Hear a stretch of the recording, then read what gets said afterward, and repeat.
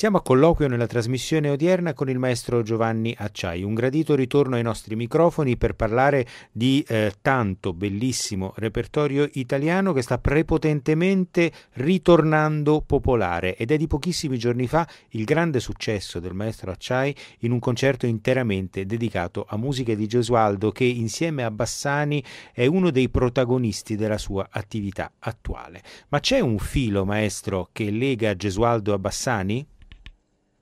Un filo diretto no, ma un filo concettuale sì, in quanto Bassani in buona sostanza eredita tutta quella varietà di innovazioni, di cambiamenti, di radicali prospettive, cambi prospettici che la musica vocale, poi quella strumentale, subirà proprio sul crinale dai fasti dell'epoca rinascimentale a quella proto-barocca che appunto Gesualdo insieme con Monteverdi e Marenzio prepara, e che poi i musicisti della generazione di Bassani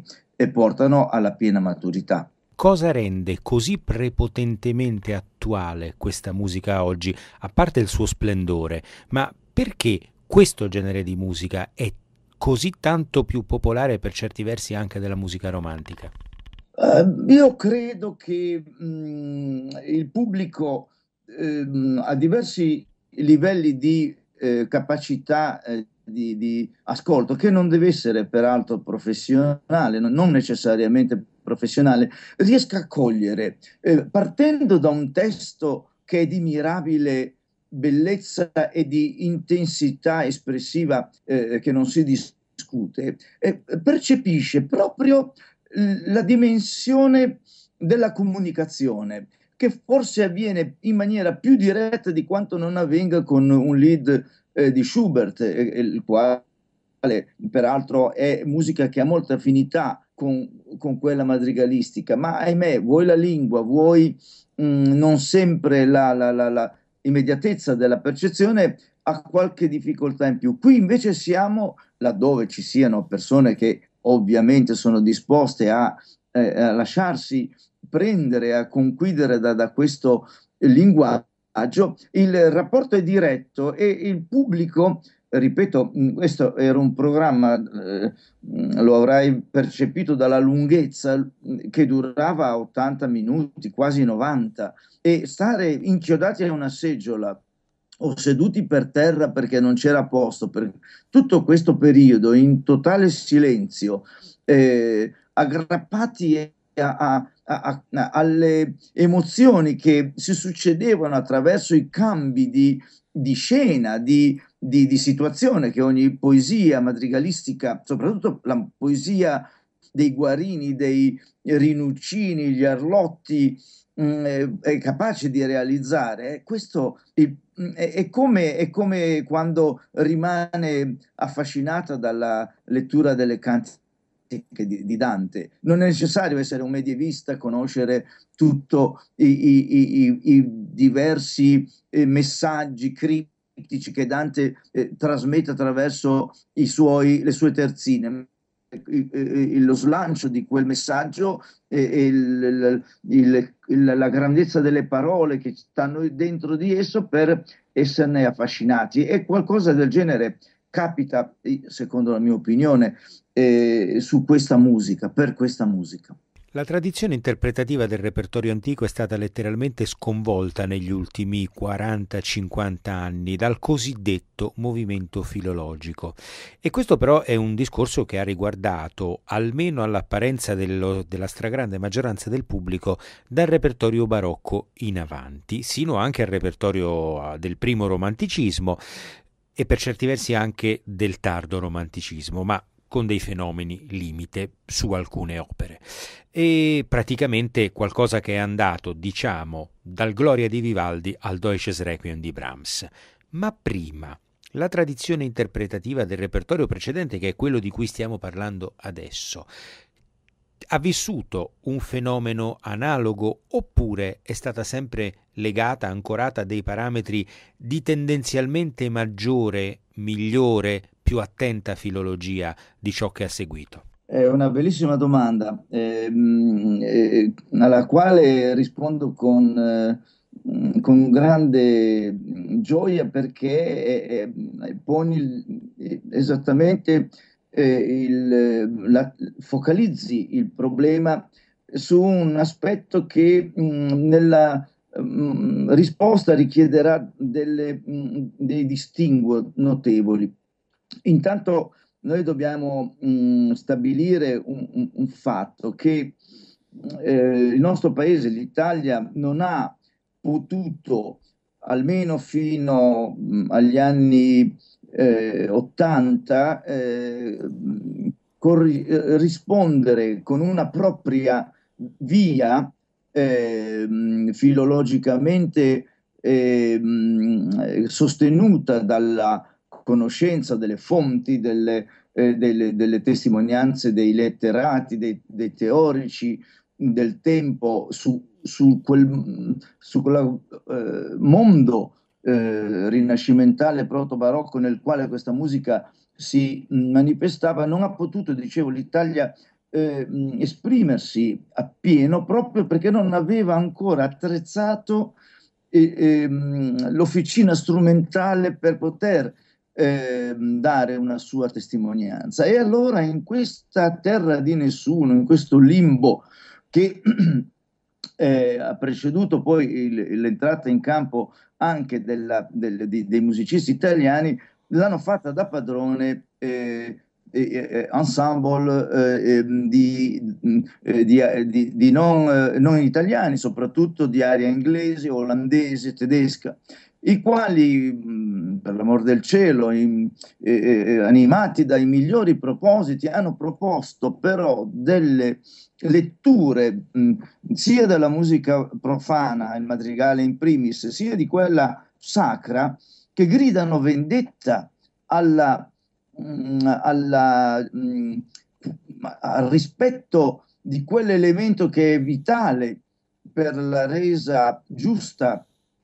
e più naturale di questo repertorio, il rapporto parola-suono. Il rapporto parola-suono non è una bella frase e il discorso finisce lì, ma è l'elemento determinante per come dire, l'elemento iniziale senza il quale non si può partire, senza il quale non si può partire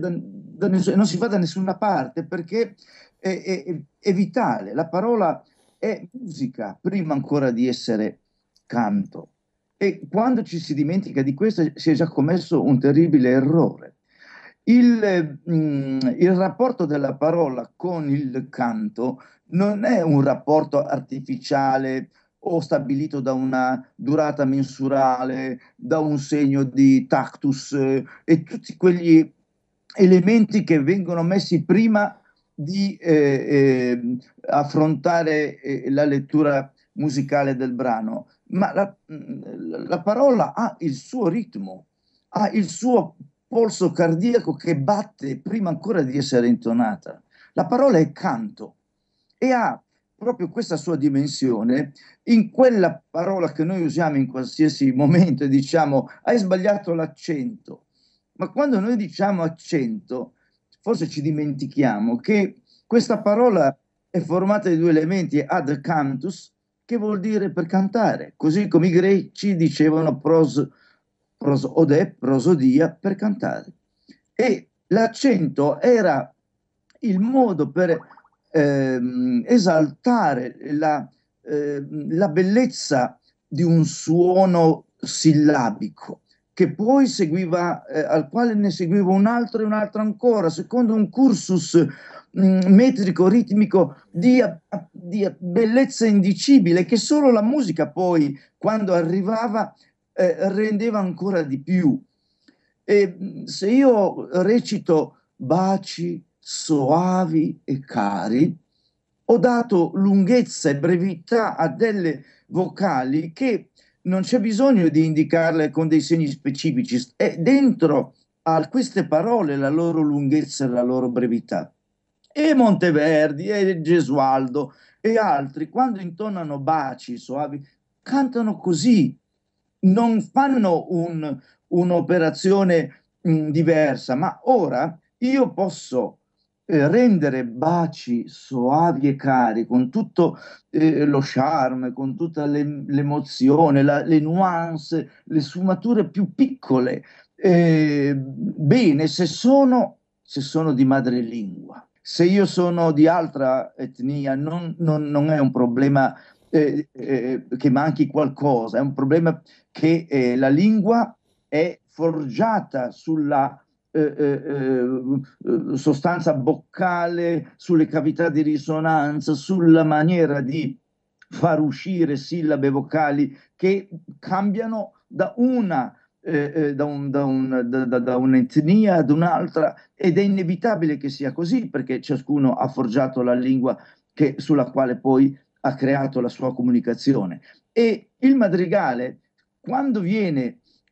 a perdere questo elemento, è morto,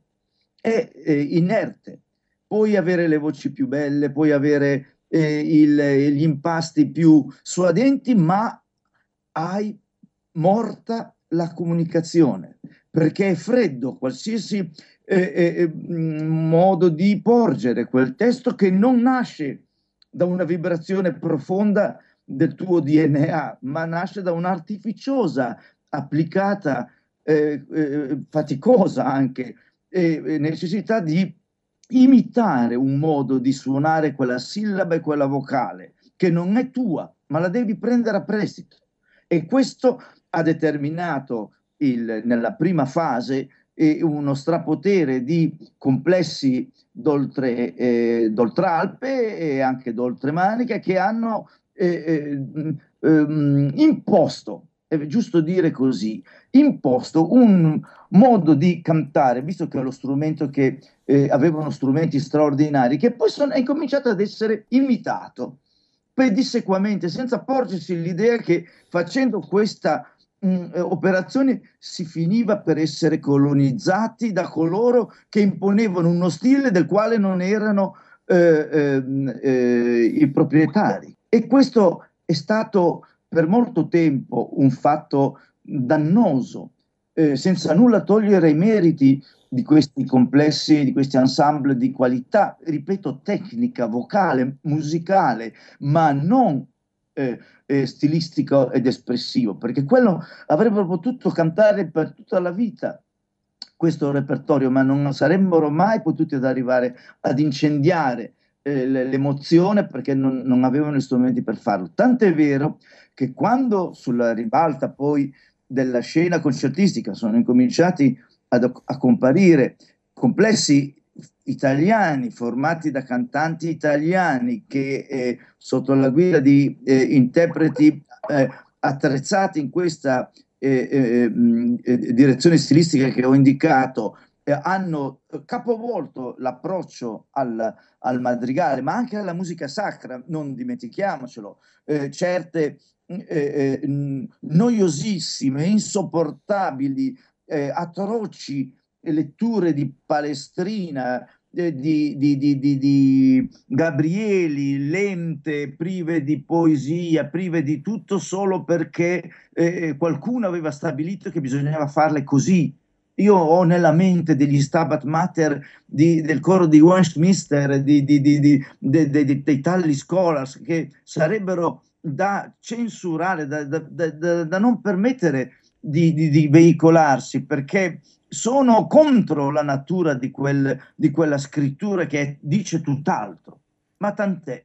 Ora, ripeto, dopo gli anni Ottanta le cose sono cambiate e guarda caso, man mano le formazioni italiane crescevano e davano